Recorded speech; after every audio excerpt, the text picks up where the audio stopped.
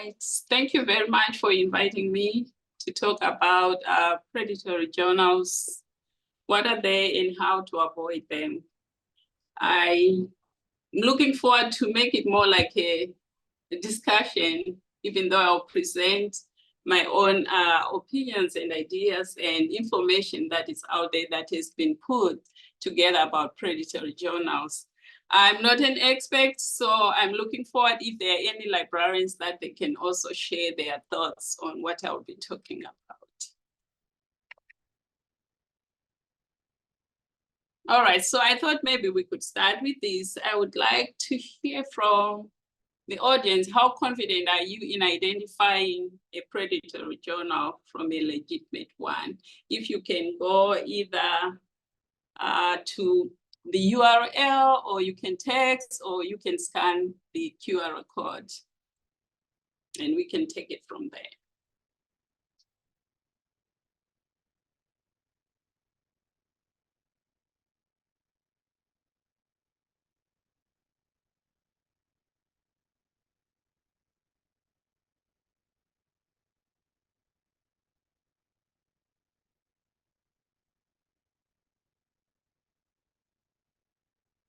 Okay. I guess this one is one person. Anyone else? All right, so I think only one person. All right, some people are slightly not confident at all. So it's going to be a discussion to see how do you identify a predatory journal and what are they, what are some tips, and also what are some tools that you can use for yourself.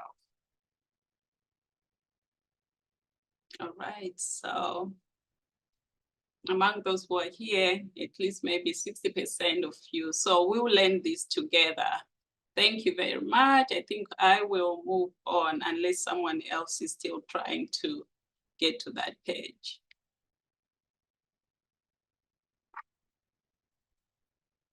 What's going on here? All right, so predatory journals and publishing. So my goal today is just to bring awareness and provide some tips and support on what constitutes predatory publishing, including some common characteristics that I think are the ones that can help you to determine, is this a legitimate journal or not? And also to be able to recognize red flags indicating this is a potential journal that might not be quite what it reflects to be. Be familiar with those that are and not, and then also offer some tools. So when it comes to predatory journals, what comes to mind? If you could go again to this one, I think I have to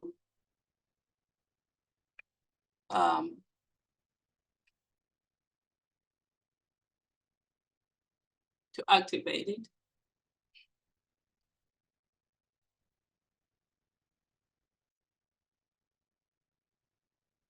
Yeah, let's try that one. I just wanted to see where people are on that.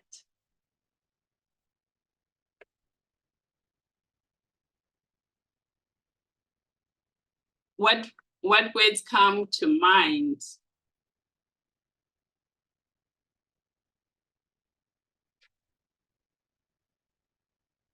Okay. Anyone else?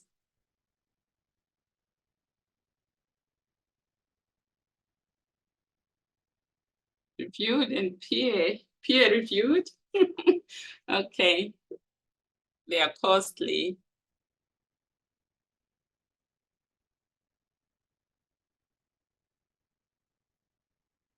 Verifiable, predatory. Okay, so we'll see what most people, I think, or research that has been done, what do they say about this? Right. Thank you for those who participated. Let's move on to the next one.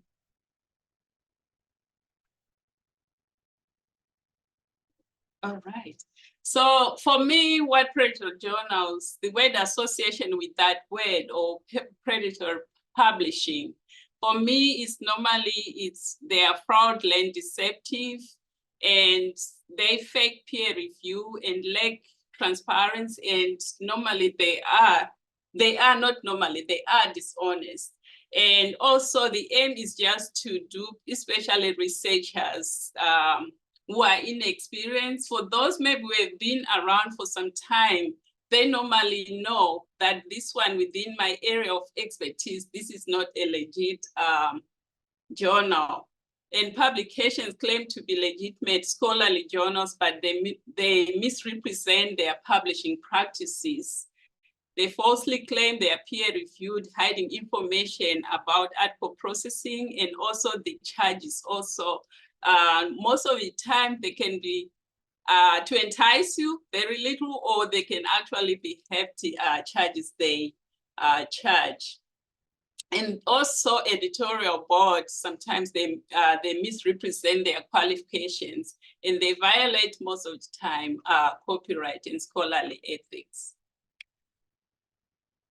So in defining according to Bill, for me, I decided to take this since that's another, it says that with predatory journals or publishing, it's used the term to describe academic publications of questionable quality, which is actually associated with those words that we just talked about, whose publishing practices were characterized by solicitation. They high article publishing charges in most of the time. They counterfeit journals to exploit open access model, especially for those who choose to publish in open access, and little or no peer review. So, and also good research. When we look at this, why is it so important for us to be able to identify those which are legitimate and not? Because I think it does affect especially the quality of scholarly information and also the research impact.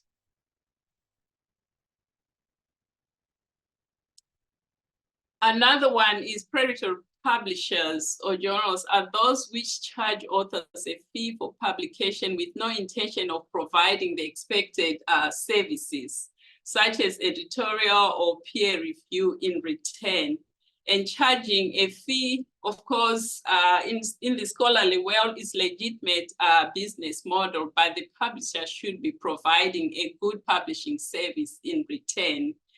However, authors realizing that they have submitted their paper most of the time in a journal that is questionable, they are charged a large fee if they choose to withdraw. For some, maybe who may have gone through this, they know this already.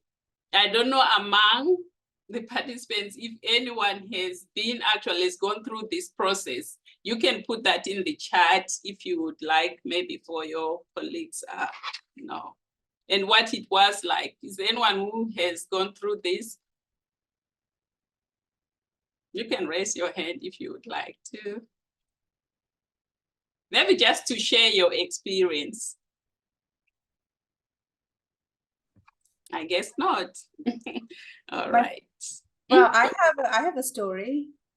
My first paper was published in a predatory journal, and I've been really hard to remove it from my resume from whenever you Google my name. So yeah, that's one of those things. I had to publish as a part of my dissertation graduation process, and I was kind of desperate, and the publishing fee was very low. So it was $300 at that point of time. So that's something that I could afford back then. And so I published with them, and later on found out that they did not, there was a huge glaring mistake in the study. And it's published there, and nobody kind of caught it. It's also me. I'm also responsible, but for that problem. But I was a third-year student, and it was it's been a big like a defining moment for me. And that from then on, I have always been, cautious about responding to random emails. So from what I heard from her, one of the reasons that maybe she failed is because that was your first time to publish, isn't it? And most of the time, those are the people that normally have this problem of being able to know, to identify the legitimate journal to publish in. It's because you're inexperienced, you have never done it before. And also you're saying that in terms of the fees, it was reasonable for you. And that's another way. It can be both ways. They charge a lot of money, or they also charge something to entice you to publish in that.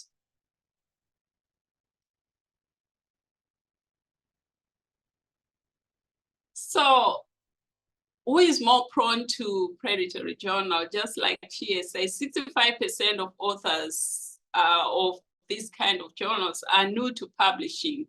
They have never published before, compared to 19% of those in vetted open access journals or who have published in other journal areas. And also the research discipline as well can be another factor, and also in geographically have some bearing on exposure to predatory publishing. And some report that social sciences and life sciences are twice as likely to be encountered in predatory journals than health and physical sciences. Why? Probably, I'm not sure, but we'll see what some researchers say, why maybe in social sciences. And also according to Lineker, according to Cable's, medical disciplines are also particularly targeted by predatory journals, with about a third of the journals listed in its predatory reports databases in medical subjects. Why do you think this might be the case?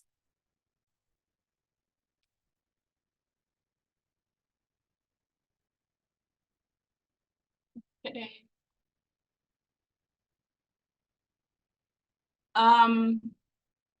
This is something that I found from BMC Medicine, which says that location and contact of information. And they say that in terms of predatory, it can be, these are some of the areas, I mean, geographically where you find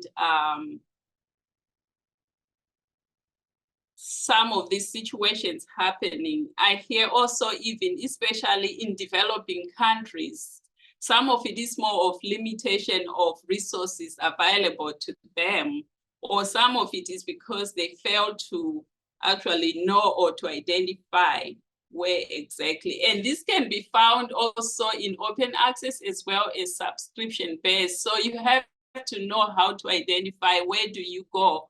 Some of it is just going probably to the publisher, or maybe going to DOAJ and see if they are saying it's an open access, is it listed there? And then also use the criteria that I'll be discussing later on.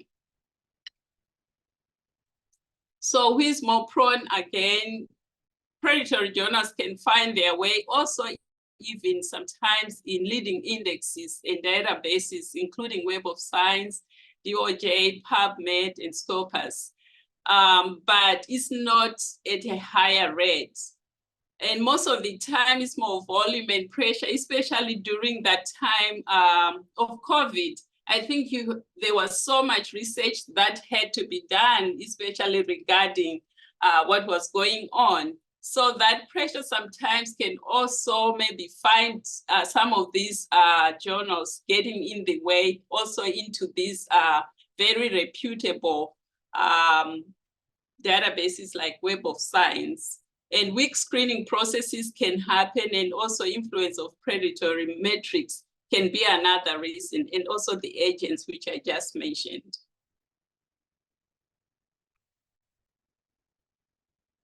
Okay, so what are some characteristics of predatory journals? I know I kind of mentioned it earlier on. So check also the journal title, which can be easily confused with another journal, which is legitimate.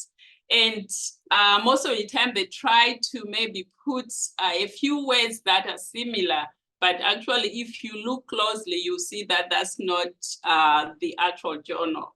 They lack transparency. They aim to dupe researchers, especially the inexperienced, and they also set up websites that are closely resemble those of legitimate online publishers.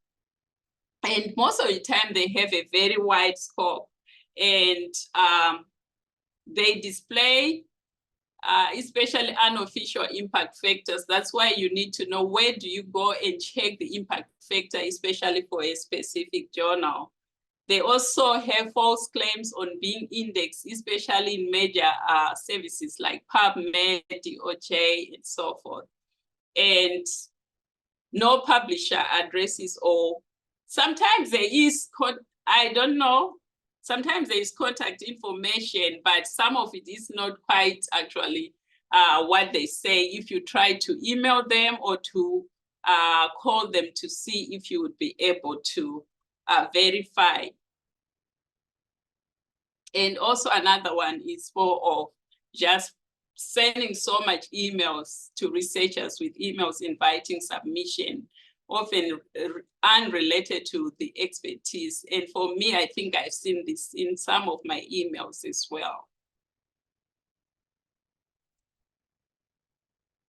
So another one, they advertising very fast times from submission to publication, that they are going to do it pretty quick. And for someone who is inexperienced, probably, like she said, that she wanted to do this for her dissertation, that can be very tempting for you to find yourself wanting to publish in that.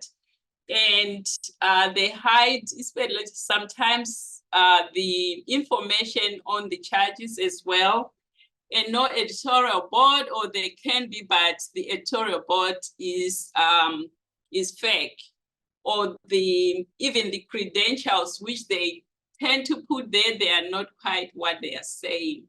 They lack information on policies of the journal, such as peer review, licensing, and copyright. There might be many more that you've heard about, but these are the few that I thought maybe I would highlight. And also even misspellings can be there as well. So how to choose a journal criteria, the criteria. Make sure that your paper fits within the scope of the journal, and articles are peer reviewed. And also peer review process should be transparent, and also they have a criteria as to how they go through that process. And I think scientific rigor, especially within the area of health sciences, key indicator of the journal quality is that rigorous process. That is very important. Where are they reporting their guidelines, requirements, such as using PRISMA, even the methodology and so forth? Going through that process, I think, is very important. The credentials that I also mentioned are very important as well, because I think that reputation matters. Publishers, societies, organizations that sponsor that journal, you want to look through that process as well, and where is it being indexed, and who is the journal audience, and is that actually also agreeing with what is within the paper. And it's also important for that journal to actually disclose the author rights as well as copyright information. Are there other things that you would like to add here that I've not mentioned? Okay, I will move on so that we'll have some time for discussion. Another place that I think is important for you to, that can help you to choose a journal so that you don't find yourself falling prey to the false publishers, is to go, authors, if they want, you can also check to see where is it indexed, especially in the major bibliographic and citation databases. And I know that because most of you, you've been doing this for some time, I just thought maybe I would highlight these ones. And most of the time, the impact factor is also there, especially if it's not something that has just been published. It has been out there for some time. Other researchers are also citing it. Scopus is a database that we already have. For those maybe who may not check on our database list, we have Scopus. I think is comparable to Web of Science, and that's a great thing. And then Medline, CNOW, PubMed, depending on where you choose to go. And you can start from our still one search if you don't choose to go through the database itself. And of course, Web of Science, which we don't necessarily have, but we have a comparable one. And we also, Directory of Open Access Journals, I think is a good place to go. And then I also like the Google Scholar Matrix. I think it's also a good place. They also list specific journals that are ranked the top 100. I think that's how they do it. And also the metrics that are associated with that.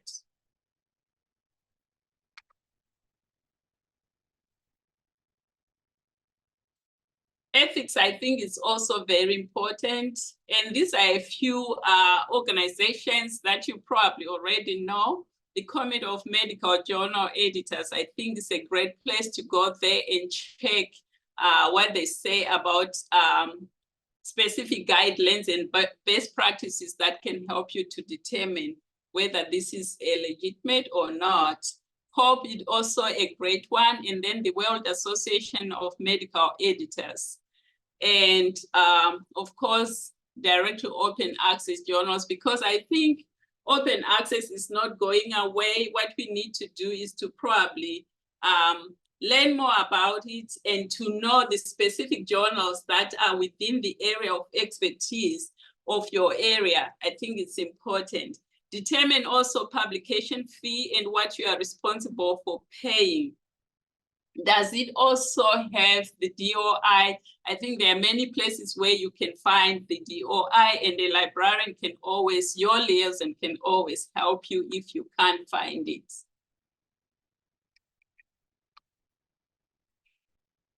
I think this one, I talked about it already.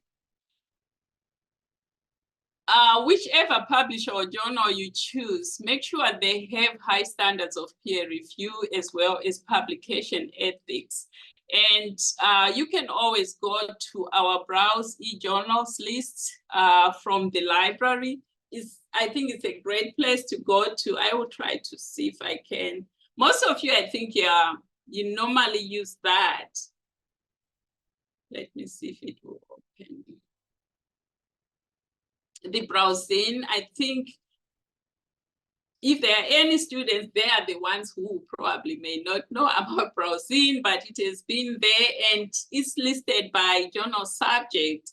And you can always go for biological sciences. If there are any people who are in the dental school, you can also go by biomedical and health sciences. That's where you find, I think, really good journals that may fit probably whatever you'll be trying, that may fit the area that you want to publish or that you are researching on. And then we also have published, we have some agreements with specific publishers. So this is also another area that you may also try to go to. I would like to show you because I think it's important. We get a lot of questions about this.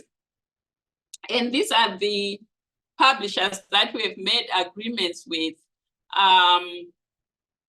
For those who may prefer to publish, especially in open access, they have all their guidelines and requirements. And in terms of payment, the library will meet part of it. It all depends on each publisher. What are the guidelines for that and what was the agreement like? And if you would be interested, for those who have not taken advantage of this, reach out to your liaison and they will be able to assist you. And they will list specific journals that that will enable you not to be able to pay for any fees, but it will be paid by through that agreement.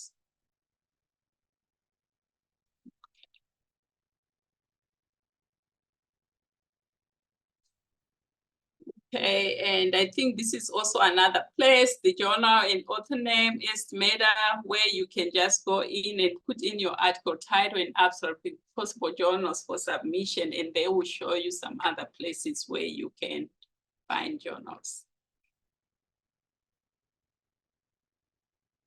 Oh, I don't know if I'll be able to go back. So I think just as a checklist, this is on one of our LEAP guides. Which journals do you or your mentors and colleagues read? Maybe you can start from that. There are some people within your area of expertise, especially if you're still new, reach out to them and even colleagues within your field. Who is your desired audience? It can also help you to identify a specific journal for your area of research. What type of article study do you need to publish in a peer-reviewed journal, which I would think it would be yes. And do you need an expedited review process? I think that you want to do that with a caution. Take your time, I would believe, to find the appropriate journal for where you want to publish it. And then also grant requirements. I think most of you already know about the NIH if it's needed. So I think you would have to follow through with that, and librarians can always also assist you in that area. So useful tools that I found that can be probably of benefit to you, the think, check, submit. I think that's where I also got most of the information that I was talking about. And also the retraction watch, I think is another one. And I call it SHMAGO. I might not be saying it appropriately. SHMAGO Journal and Country Rank, I think it's also a great place that includes the journals and country scientific indicators developed from the information contained also in Scopus databases. I like Google Scholar Metrics. This one I will show it because it's available to everyone. Some of you have been actually using it. The top 100 publications is also another place that you can always go and see. It might not be, it covers all the areas, but these are like their top 100. And they also explain how they actually pick this and put them there. So it's also a great place where you can always go and check.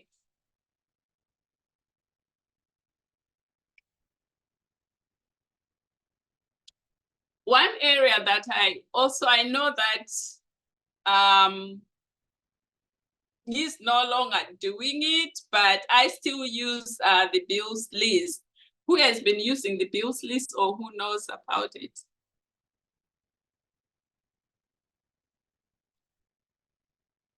And this one is actually a librarian who started this. And I think there were some issues where now he's no longer, it's still existing, but I don't know in terms of its how often it is updated. So I just went, I think earlier on, just to check on questionable conferences. I think it was the journals. Okay, let me see, I think it was this one. So it was just listing especially some specific journals that are potential Predatory scholarly open access publishers, or some which actually have just been removed. This one is an example of, I just typed in I did a Control F here just to see in medicine, are there any journals that have been removed, especially they were claiming that they are in DOAJ, but actually they are not there. So there were several of them, and then I went now to DOJ and see if they are actually, if what they are saying is true. And I noticed that yes, any of these databases, not databases, any of these journals, the ones that I had that are highlighted, they were not there. So that's also another way of just checking to see if it is there. And you can always go even to Scopus and all the other databases that I just shared with you to check on that. And this one, it looks like it's still very current in terms of, because this was just done, I think, in January 2024, and it was not adhering to best practices. So that's another place where I go to. And then the Cables International, this one we have to pay personal. I don't think our library, we do not have that, but Google Scholar is available. URIX is another big periodical directory. Most universities, they have it, but with us, I think what we have are Scopus and them, those are other places. I'm just mentioning these because those are other places that you can go. With Web of Science, you can always go to Scopus, which we have. And also go and check the publisher's website itself, that does it really exist? So I wanted to just hear from what we have talked about earlier on. I would like you to check for advances in pharmaceutical and ethnomedicines. And any of these, just tell me, do you think they are legit or not? And you can put your answer, or you can just, maybe we can have a conversation on that and tell me why you think it's not.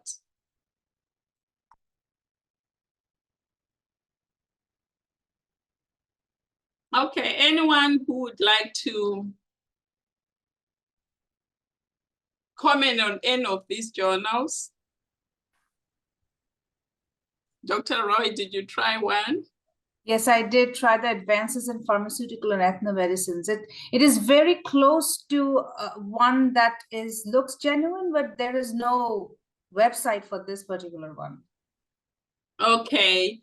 And I think with this one also, it was claiming that it's in the OAJ. That could be another place also, and it's not there. And yes, it is similar. Most of the time, they try to entice you by maybe imitating the real journal that exists. And this is the same thing with Journal of Education Practice. And I think, oops, sorry. There was someone who was actually trying to publish in Journal of Education Practice, and it looked very legitimate in so many ways. I found it even also on Google Scholar, where sometimes you think you will not find those. And then I found it probably in, was it DOJ? Or another one was Education Source, which is one of the databases that we have. But later on, I noticed that no, this was not real. It was fake, but it was faking a real journal that existed. Did anyone try another one? Okay, nobody. I tried the International Journal of Advanced Medicine mod. Okay. What are your thoughts about it? Is it legitimate or not? I didn't know you had there. It doesn't. It says it's a cross-ref index journal, and anyone who knows what cross-ref is, that all journals are cross-ref. If you have a DOI, you're cross-ref indexed.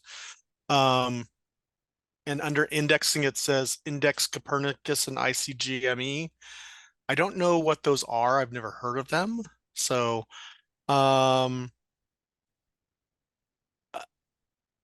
under editors, it has a missing spot where it says insert editor here. Oh, would you like to share that? So that maybe, let me see in terms of time. I think we are doing good on time. Yes, here we are.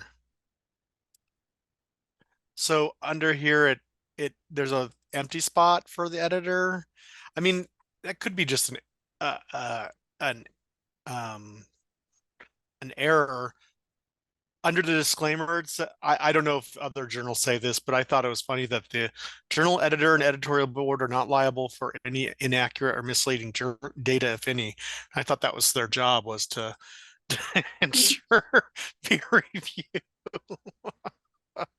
So I found that interesting. But under indexing, it's not showing Web of Science, it's not showing PubMed. It's not showing any of the major indexes that I'm aware of. I would have to go and see what these are, but and then I haven't gone very far other than that. Even the website itself, to me, doesn't kind of look professionally done. And I was seeing a lot of Hotmails and Gmails. I would think a editorial board should put there probably their association maybe with a specific organization or maybe an institution. And I think probably if you would go there, probably soliciting for maybe money or whatever. I don't know, some artists, I'm not sure. I mean, it's to submit, it looks like a Google file. I mean, a Google form to submit your journal article. So I would think I would take that as a red flag as well, that you should begin to question it. And with that, I think that's when sometimes you can always reach out to your liaison and just ask them to say, okay, what do you think of this journal? And they can also always suggest the ones that they think, especially if you share with them your research topic and more information to help them to assist you. Thank you, Hal, on that one. I think there was a question in the chat.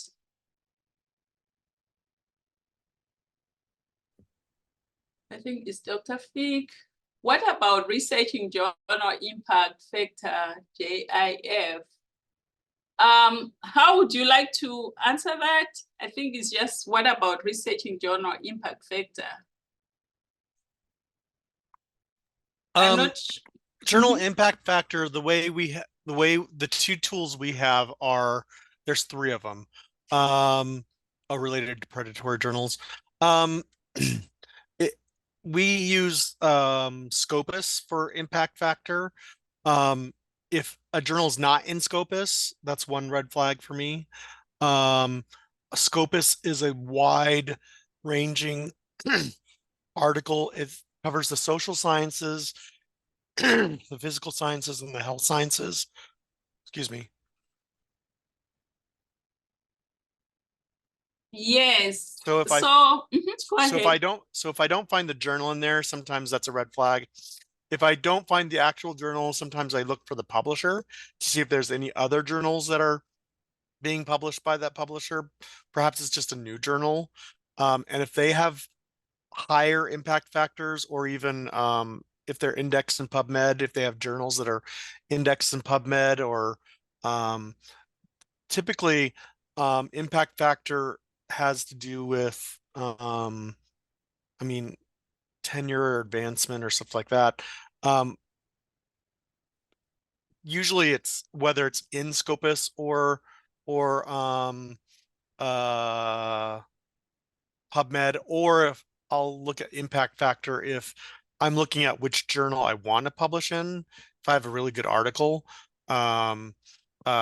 which one would be more prestigious? Because typically the more prestigious the journal is, the more attention that article will get.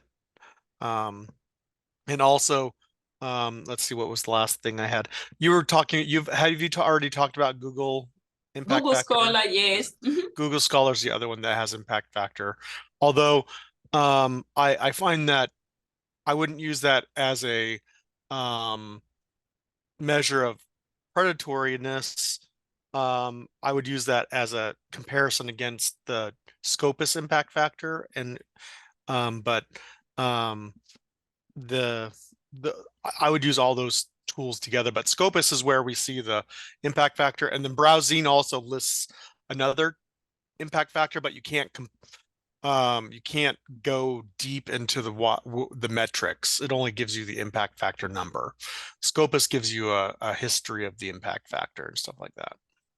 Yes. And just to add to that, other databases that we have, most of them, they have impact factor, but as you are saying, to get more detail, especially about the impact factor and other things, Scopus would be the right place to go to, because that's the database that we have. Those who have access to Web of Science, if you do, it could be another place as well. We also have other resources where you can find what I was just been talking about, writing for publication guide. We have put together some selected resources that can help you. Other than your liaison, it's also another person you can go to. Selecting a journal for publication guide, which I said, I think you can always go to our, to the browsing list. You can also go to a specific database that you already know. And you can also go to Google Scholar. It lists also other journals that are maybe of high rank. And then Scopus, which has just been mentioned, it's another place to go to.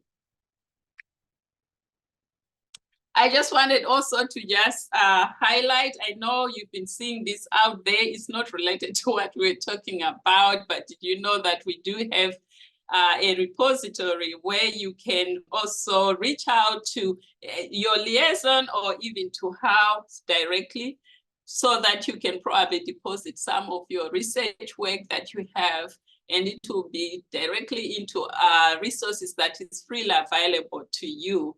And I think that's a great place to start with our open access policy. It also meets all the other requirements through the NIH. So I thought maybe that's another thing that I wanted to share with you. All right, with that being said, those are the things. Let me see if there's anything else. There's something on the chat related to the predatory journals. Is there any information available? Is there any information available regarding what impact the use of AI might have on requests to publishing in predatory journals?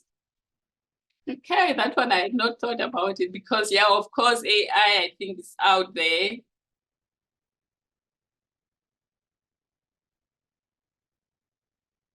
This is Leslie from the library as well. I actually did go through, I'm currently creating a LibGuide right now for the library side of things on AI. And I did find some publishing requirements in regards to AI. So once we get that LibGuide done and updated correctly, we'll be able to send that information out. Is there anything that you can share briefly from them, with them, that you know?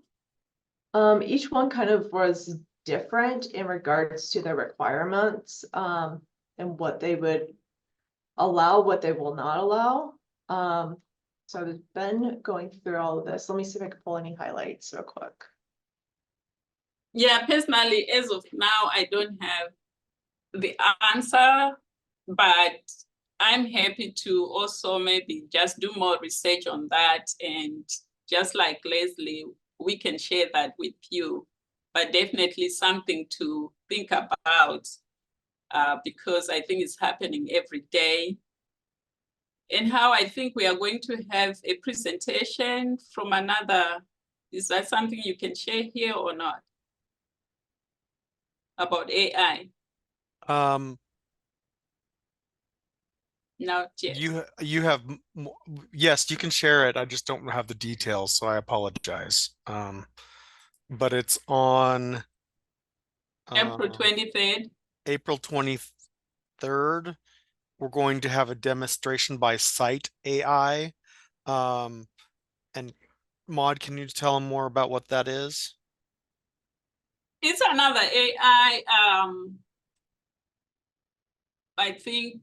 Is it a research tool to help people do their research? Yeah, it's a research tool that that is being used by other researchers when they are researching. So we just want to have a demo to see how does that work and how does it, are there any ethical issues? Maybe just to ask them some of those questions, or even what you just ask it right now. So some other libraries, they have had a demo, I think, even through Mobius, for those who are here in Missouri. which is our consortium. They had a demo on that, but unfortunately I missed that. But it's a research tool that is being used by other people who are publishing. We'll be sending a faculty-wide invite to that event, though. And I think that's the best way that sometimes we can address the issue of AI, asking them questions and for them even to customize it as you probably post those questions, because it is out there and there's no way we can avoid it. So going back to the other question about publishing with AI. So most of what I'm seeing in the descriptions that I have found is that if you use AI in your research, that you have to declare that you used it. Some journals are not allowing that technology to qualify for authorship. So each vendor is very sporadic in what they're going to require. And I'm sure a lot of these publishers are going to change as AI becomes more prominent in our fields and being used. So I would just definitely be looking at the journal's websites under authorship and see exactly what they are allowing and what you'll need to do for those requirements. Okay, I think another one, Dr. Fick, have we answered your question regarding the red flags?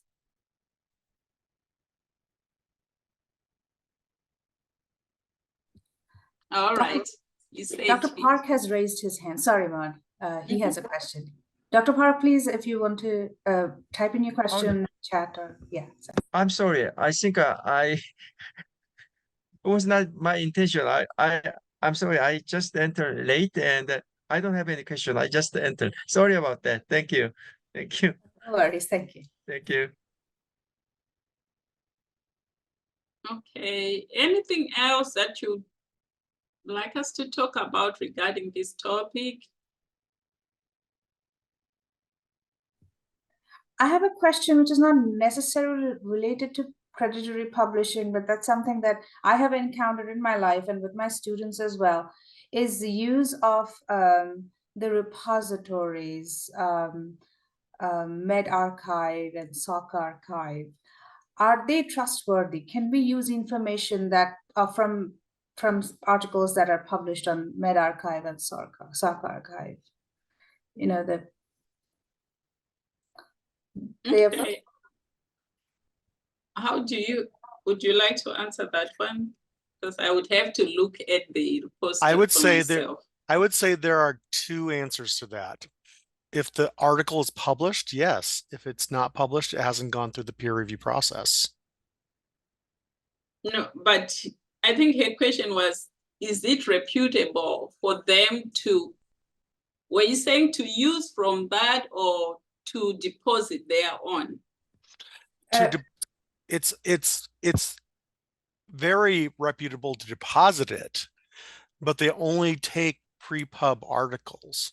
So they don't take post-print articles.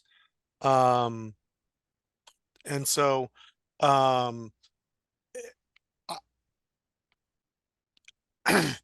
don't know if you have to have a submission acceptance before you archive there. I just know that in our world, in the library world, I hear that a lot, that that's where we have encouraged people to publish, archive in the past when we didn't have an institutional repository ourselves, but you wanted to make your work open access and accessible. Does that answer your question, Dr. Roy?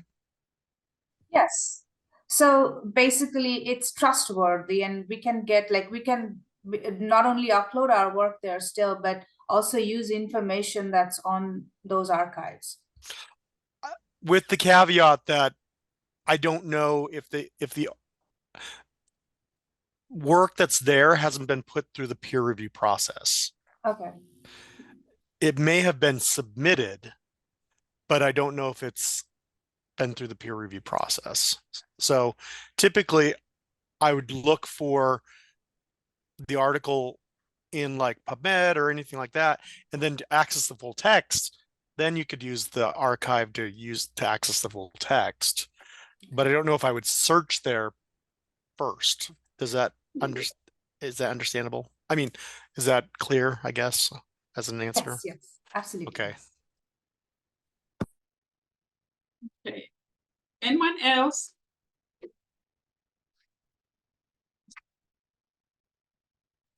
If not, thank you very much for your participation and coming for my presentation. If you have any additional information, I have my email there. You can send it also to our regular one, libmo@atsu.edu. It will always reach me. If there are any who are like from Mosdo, you can always schedule an appointment and we can talk more about that. Or anyone else, you're welcome to do that. Thank you so much for your time. Thank you so much. It was awesome. Appreciate Thank you and have a great day.